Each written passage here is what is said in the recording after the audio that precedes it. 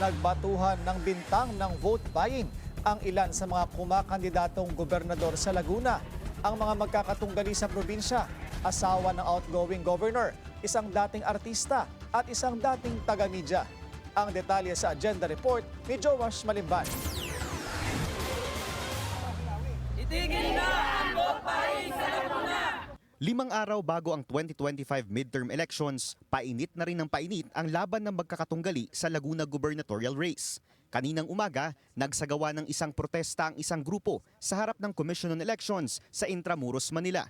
Ang kanilang panawagan, itigil umano ang kalakaran ng vote buying at agad na resolbahin ang disqualification petition laban sa mag-asawang Hernandez.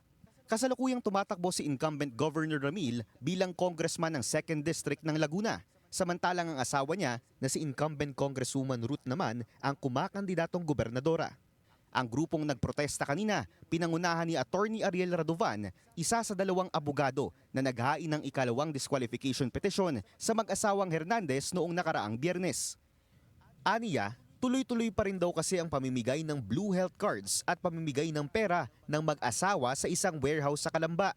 Sa loob po ng warehouse ay doon namimigay po ng 2,000 pesos. At gamit nga po yung blue card na pinakita ko sa kanya sa ngayon. Ayan, blue card niya. Continuous pa rin po ba yung bigat? Totoo. Ngunit nitong Lunes, lumutang ang 4 na pangalang nasa likod ng petisyon na inihain ni Radovan.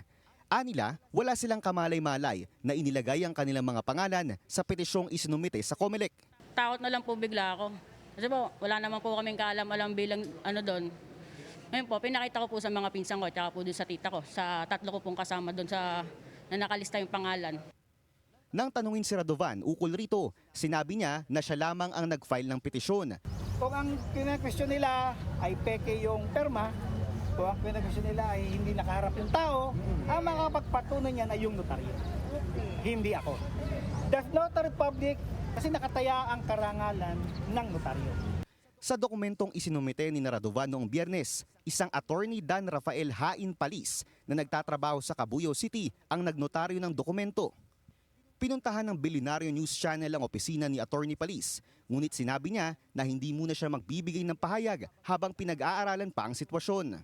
Noong nakaraang buwan, isang show cause order ang inihain ng COMELEC sa umano'y pamimili ng boto ng tumatakbong gobernador sa pamamagitan ng pamamahagi ng bigas at QR code raffle entries. Depensa ni Fernandez, out of context ang video na isinumiteng ebidensya sa COMELEC dahil nangyari umano ito mahigit 1 linggo pa bago opisyal na nagsimula ang official local campaign period.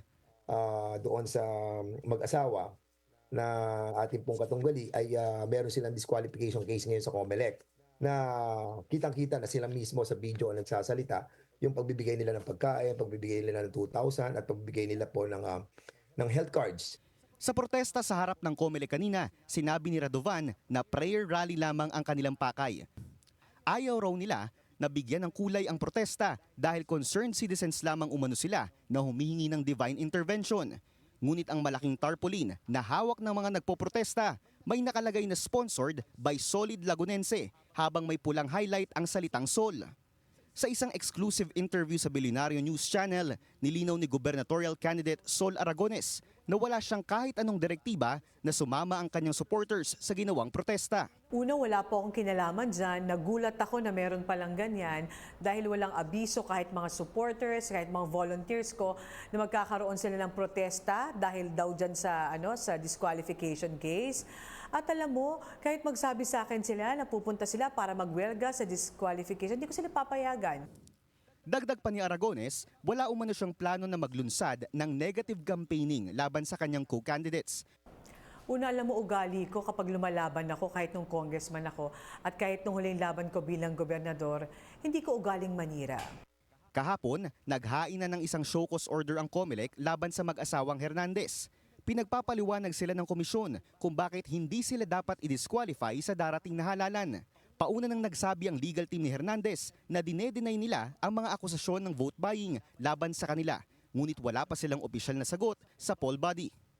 Ika-4 ang lalawigan ng Laguna sa most vote-rich province sa buong Pilipinas ayon sa datos ng COMELEC.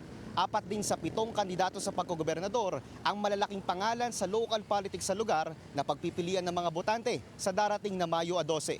Para sa agenda, Joash Malimban, Billionario News Channel.